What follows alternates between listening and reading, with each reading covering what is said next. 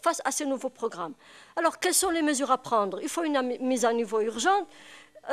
L'enseignant de langue étrangère doit être distinct dans le primaire de l'enseignant des autres matières.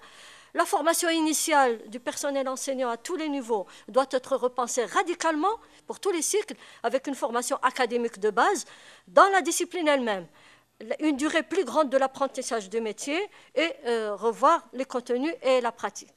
Les conditions de la classe. Quand on n'enseigne pas, on n'enseigne pas virtuellement, on enseigne dans des conditions bien précises. Elles interviennent pour une très grande part, ces conditions de la classe, dans la motivation et le conditionnement de la réussite des élèves. Par exemple, pour ce qui est des langues, le surpeuplement de la classe plombe l'apprentissage. Il n'est pas possible d'apprendre une langue à 50 élèves ou à 60 élèves et même à 40. La dégradation de l'espace aussi dévalorise l'enfant quand il est face à et quand il pense à son avenir et à son école. La classe doit contribuer également à créer un environnement beaucoup plus favorable à l'apprentissage. Par exemple, présence des livres de lecture, d'images, etc. Cet environnement, avec d'autres apprentissages, cet environnement fait partie de l'apprentissage. Le volume horaire. L'actuel volume horaire est complètement suffisant pour assurer une bonne maîtrise de la langue étrangère. C'est donc, conclusion, c'est donc qu'il est mal utilisé ou bien mal distribué. Il faut savoir que dans le primaire, il n'y a pas une continuité de l'enseignement de la langue étrangère. Il n'y a pas une heure entière pour l'enseignement. Donc, cette mauvaise distribution a des effets très négatifs sur l'apprentissage de la langue. La répartition de l'horaire sur la semaine doit assurer, pour n'importe quelle langue, une exposition à la langue qui soit suffisamment rapprochée et fréquente pour qu'il y ait capitalisation et réinvestissement. Les contenus. Eh bien, les contenus doivent servir les compétences ciblées, comme je le disais tout à l'heure, au niveau de chaque cycle. Qu'est-ce qu'on veut que l'enfant sache à la fin du primaire, à la fin du collège et à la fin du lycée. Pour chaque cycle, il faut bien sûr les différents stades de la maîtrise du code oral et écrit. Les contenus, cela signifie aussi que chaque langue est enseignée avec et que cet enseignement s'accompagne d'un capital cognitif. Si on enseigne la langue à partir de choses qui sont futiles, on n'enrichit pas les connaissances de l'enfant. Il faut donc un capital cognitif conséquent. Il faut faire connaître aussi, pour n'importe quelle langue qu'on enseigne, la langue en relation avec son contexte culturel et civilisationnel. C'est, si vous voulez, on peut en discuter tout à l'heure, le problème de l'onomastique dans les manuels scolaires. Enfin, les contenus doivent servir une maîtrise progressive qui soit en phase avec le niveau réel des élèves. Concernant la méthode et les pédagogies, il me semble, enfin, il y a d'autres collègues ici présents qui ont une plus grande compétence dans les questions didactiques, que l'approche par compétence, qui est théoriquement celle adoptée aujourd'hui dans le système éducatif, est globalement en phase avec l'évolution actuelle des théories de l'apprentissage. Donc, ce n'est pas là le problème. Le problème, c'est d'assurer des conditions d'efficacité. C'est qu'il faut tenir compte du niveau réel des élèves et pas du niveau virtuel de la classe. Il faut instaurer le soutien et la remédiation pour mieux lutter contre l'échec et l'illettrisme. Par exemple, dans le secondaire aujourd'hui, il y a une vitesse à laquelle sont tenus les enseignants. Il faut dispenser telle séquence, telle semaine, de façon aveugle, sans prendre en compte le niveau réel des élèves. Or, ça, ce rythme-là est très contre-productif. Les compétences spécifiques ciblées doivent intégrer également des compétences transversales. Si on enseigne, on doit avoir la même démarche pédagogique. Donc, il doit y avoir quelque chose de transversal. Il ne faut pas que l'élève passe d'un cours à un autre avec des méthodes et des approches qui sont complètement différentes ou même divergentes. Il faut donc homogénéiser les méthodes pédagogiques avec des activités à la fois de mémorisation et des activités de compréhension. Enfin, l'évaluation, c'est un instrument très important pour vérifier véritablement les acquis et déceler des déficits des élèves à différents niveaux. L'évaluation, elle doit être en adéquation avec les objectifs. Elle ne doit pas être non plus aveugle. Et elle doit être aussi en adéquation avec la méthode pour qu'elle soit efficiente. L'approche communicative, par exemple, si on choisit l'approche communicative et on se retrouve dans la classe avec une impossibilité d'activité de communication puisque le nombre ne permet pas l'exercice de cette activité. Donc c'est un échec. Donc il faut se donner en même temps que le choix d'une méthode pédagogique ou d'une évaluation, il faut toujours avoir en tête et comme objectif des conditions d'efficacité, c'est-à-dire la faisabilité, la pertinence et l'objectivité. Les compétences, bien, il faut les déterminer aujourd'hui au niveau national, à partir de bilans appropriés. Il faut déterminer les compétences à acquérir obligatoirement à l'issue de chacun des cycles, primaire, collégial, lycée. Et qu'il y ait à côté un dispositif d'accompagnement pour le soutien et la remédiation. Et je vous remercie. شكرا أستاذة. المداخلة الثانية كانت المفروض تكون ديال الأستاذ سعد الدين العثماني طبيب الأمراض العقلية، ولكن اعتذر، وفاعل سياسي ونائب برلماني اعتذر، ما يمكنلوش يكون معنا اليوم. أستاذ دكتور محمد بناني، رئيس النقابة الوطنية لأطباء القطاع الحر ورئيس الفيدرالية الوطنية للمهن الحرة. شكرا للسادة المنظمين لهذا اللقاء واللي استدعونا للحضور معكم لإدلاء بشهادة تجربة عادية، أنا أعتبرها عادية كطبيب أمارس مهنة الطب في القطاع الحر. وكان دائما مطروح علي كيف أتعامل مع المريض الذي أنا مطالب بفهم معاناته وتشخيص مرضه، وبالتالي وصف ما يجب من دواء لمعالجته. 80% من المرضى الذين يلجون عيادتي لا يفهمون اللغة الفرنسية، ولا يمكن أن أتعامل معهم بلغة أجنبية، مع العلم أنني ولو أنه أتقن اللغة الفرنسية تعلمت الطب بلغة ليست اللغة الفرنسية، بلغة أخرى.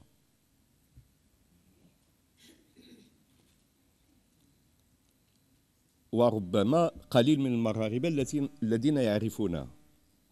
فمطلوب مني هل أتعامل باللغة التي تعلمت بها الطب أم بلغة فرنسية وأترجم للغة الفرنسية أم أتعامل بلغتي الوطنية، مع العلم أنه أنا لست ضد اللغة الفرنسية، ضد لغة موليير وضد لغة الأنوار، أنا ضد لغة الاستعمار. وهناك اختلاف ما بين لغة الأنوار ولغة الاستعمار، وطبيعي أنه تعليمنا في المغرب أريد له، وأقول أريد له عن قصد، أن يكون منحطا وأن يكون متدنيا إلى هذا المستوى لفتح المجال للاستمرار في الهيمنة الاستعمارية في بلادنا. لذلك نجد أنه الذي يعرف يتقن اللغة الفرنسية يجد منصب شغل، الذي لا يتقن اللغة الفرنسية لا يجد منصب شغل. نجد بأنه كل المؤسسات المنتجات التجارية حتى التعامل مع المواطنين الآن تفوت إلى فرنسا. يعني كيفاش الواحد الذي يمكن له يشتغل في لاليداك اللي تسيرها فرنسا بدون أن يعرف اللغة الفرنسية؟ والإشكال هو هذا المطروح. من المهيمن، من الحاكم الحقيقي في بلادنا؟ هل نحن حقيقة وطن مستقل وشعب مستقل يمكننا أن نختار اللغة التي نشتغل بها ونتعامل بها ونتاجر بها؟ والمشكل بالنسبة لي ليس في اللغة العربية، المشكل بالنسبة لي هو فحنا اللي تنستعملوا اللغة العربية. خاضعين ومنبطحين ومستسلمين لاستعمار أجنبي متخلف مع الأسف. لأن إذا فتحنا على الحضارة الجرمانية ديال ألمانيا أو الحضارة الإيطالية أو حضارات أخرى، نجد بأنه الحضارة الفرنسية هي متخلفة جدا حتى داخل أوروبا أمام هذه الحضارات. مصيبتنا في المغرب وهو هذا، أننا نحن ننبطح ونستسلم لاستعمار متخلف ووجد الأدوات. وبدأنا بعد داخل نقابة الأطباء بدأنا في بعض المحاولات لنرى هل فعلا المشكل هو في اللغة العربية، هل هناك معارضة من طرف الأطباء المغاربة للتعامل باللغة العربية. المفاجأة في الحقيقة كانت سارة بالنسبة لي، وهو أنه الآن في هذه التجربة كل الاجتماعات ديال الأطباء في إطار النقابة ديالهم تتم باللغة العربية، وكل الأطباء استجابوا مع هذا بطريقة تلقائية ولم يناقش، بطريقة تلقائية تم الاستجابة والتجاوب معه.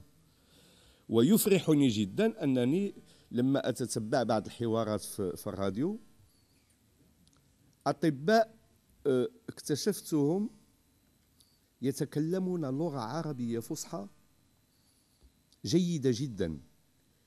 وحتى لأنه بعض الناس يقول لك المصطلحات التقنية، حتى المصطلحات التقنية نعبر عنها باللغة العربية بشكل كامل، ليس هناك أي نقص نهائيا. من بعد هذه التجربة ديال أننا كل حواراتنا كل بياناتنا كل مراسلاتنا للجهات الرسمية وللحكومة وشركائنا كذلك تتم باللغة العربية، بدأنا وهذا اللي الآن مطروح علينا جميعا في الهجوم على من يتهجم على هويتنا على كرامتنا. فلذلك رفضنا مراسلة من طرف وزيرة الصحة التي خاطبتنا باللغة العربية.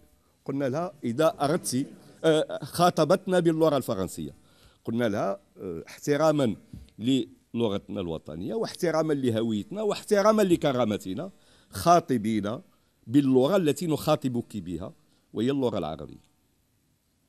يمكن أن نعتز كذلك وأن يعتز المغاربة لأول مرة في تاريخ المغرب القانون المنظم الآن اللي قمنا من أجل تغييره، المنظم لهيئة الوطنية للأطباء، صيغة من طرف الأطباء نفسهم وباللغة العربية. ولما الجهات الرسمية طرحت علينا مشروع مضاد لمناقشته باللغة الفرنسية، رفضنا مناقشة هذاك المشروع الحكومي التي طرح علينا باللغة الفرنسية وفرضنا مشروع قانون باللغة العربية. الآن قمنا باجتهاد آخر، لأنه تعرفون في مهنة الطب هناك قانون الأخلاقيات، مدونة الأخلاقيات المهنية اللي لازال جاري بها المفعول لحد الآن، هي مدونة أخلاقيات صيغة سنة 1953 وموقعة من طرف الجنرال غيوم وبالفرنسية. الآن نحن نخوض معركة من أجل استبدال هذه المدونة، وقدمنا مشروع مدونة أخلاقيات مهنة الطب صيغة من طرف الأطباء المغاربة وباللغة العربية، ونعتز بذلك. لذلك أنا أقول، وهذه الأخت تكلمت قبيلة على كاين هناك ازدواجية في التعامل أو هناك سكيزوفرينيا، حقيقة موجودة، لأنني أنا لا أفهم مستشارين في مجلس المدينة مثلا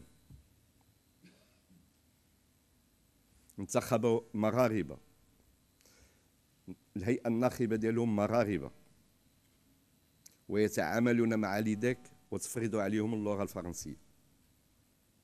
إلا ما قدرش يبدل الوضع تنطلب منه ينسحب، يقدم استقالته. واضح. وفي بعض الأحيان حتى المعارضة الصامتة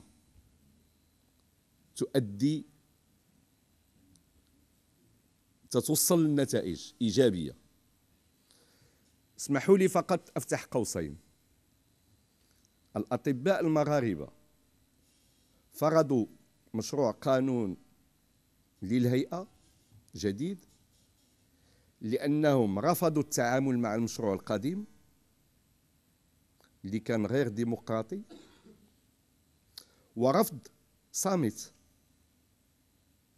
يعني مقاومة سلمية للأشياء.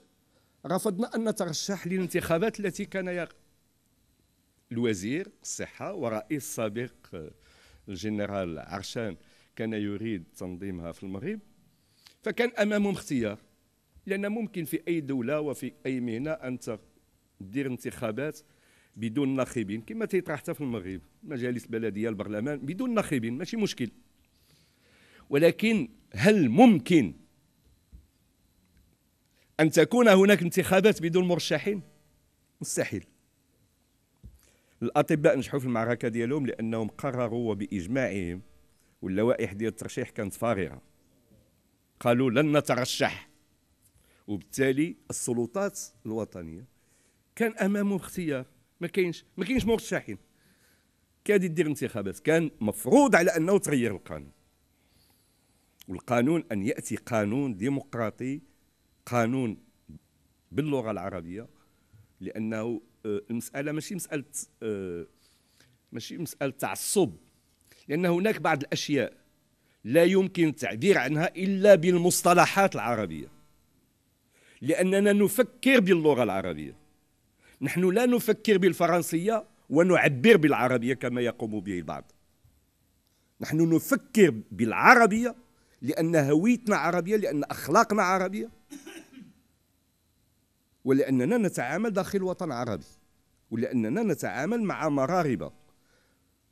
ما يمكنش تجي عندي امرأة عندها 80 عام وجاية من الجبل وندوي معاها نقول لها بالفرنساوية كيسكو فوزافي مدام، نو، ما غاديش تفهمني.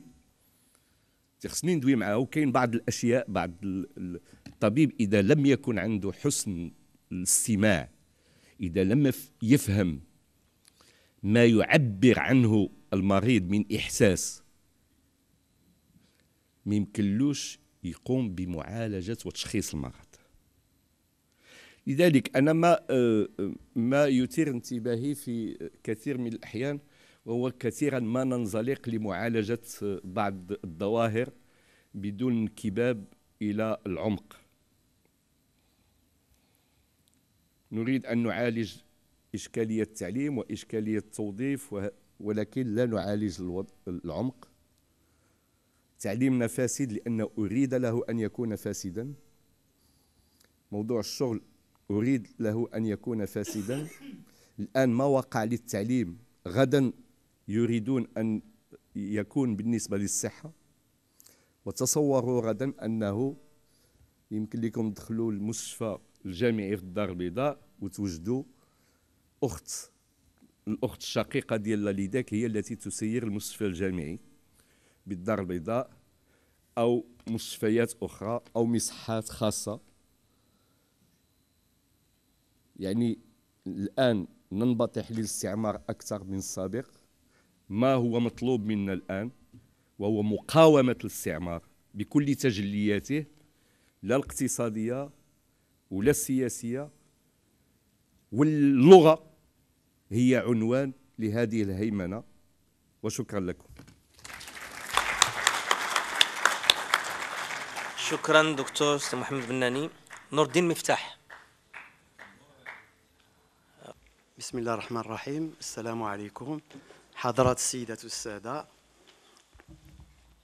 الشهادة التي أود أن أقدمها تتعلق بتجربة المعهد الوطني للإحصاء والاقتصاد التطبيقي في مجال التعليم العالي، وبالضبط تكوين المهندسين. لأننا أردنا أن نبين عمليا أن هناك مفارقة مغالطة، وهي أن التعريب يمكنه أن يكون في المجالات الأدبية، ولكن العلم من ضمن الطب مثلا والرياضيات والفيزياء وغير ذلك لا يمكن تعريبها. فأردنا أن نبرهن عبر الكتابة باللغة العربية، عبر تكوين المهندسين وتتبع عمل المهندسين باللغة العربية في الميدان التقني، أي عندما يقدمون مثلا تقريرا باللغة العربية للمسؤولين المحليين، يقدمون تقريرا شاملا يشمل الجوانب التقنية كذلك وبمصطلحات مضبوطة باللغة العربية. في الواقع عندما أفكر في التجربة وأنا الآن متقاعد منذ سنين، كان مجهود طبعا له إيجابياته، ولكن في بلد حيث أن المنطق والبرهان لا ينفع في هذا الباب، لأن القرارات العميقة السياسية كما سبق القول هي التي تتحكم في الأشياء. فالبرهان على أن اللغة العربية قادرة أن تعبر عن الرياضيات إلى آخره هذا كلام فارغ، حيث برهنت في الماضي عندما كانت الحضارة العربية الإسلامية تنتج أفضل ما تنتجه الإنسانية. فهل الموضوع يتعلق بقدرة اللغة العربية على التعبير عن العلوم والتقنيات، أو قدرة الإنسان المغربي على بذل الجهود لتطوير اللغة كي تساير الغرب؟ لأن الموضوع هو طبعا عصرنة اللغة العربية، فهذا لا يتعلق باللغة في حد ذاتها بل بالبشر. فهذه التجربة بإيجاز، لأن أرى أننا لنا مشكل وقت، بإيجاز هي إنشاء شعبة معربة باللغة العربية، حيث تدرس الرياضيات والإحصاء والاحتمالات والاقتصاد القياسي، أي لا أتحدث عن الاقتصاد السياسي الذي كان يكتب باللغة العربية بكيفية جاري بها العمل، بل الاقتصاد القياسي حيث نستعمل مقابلات ومنحنيات إلى آخره.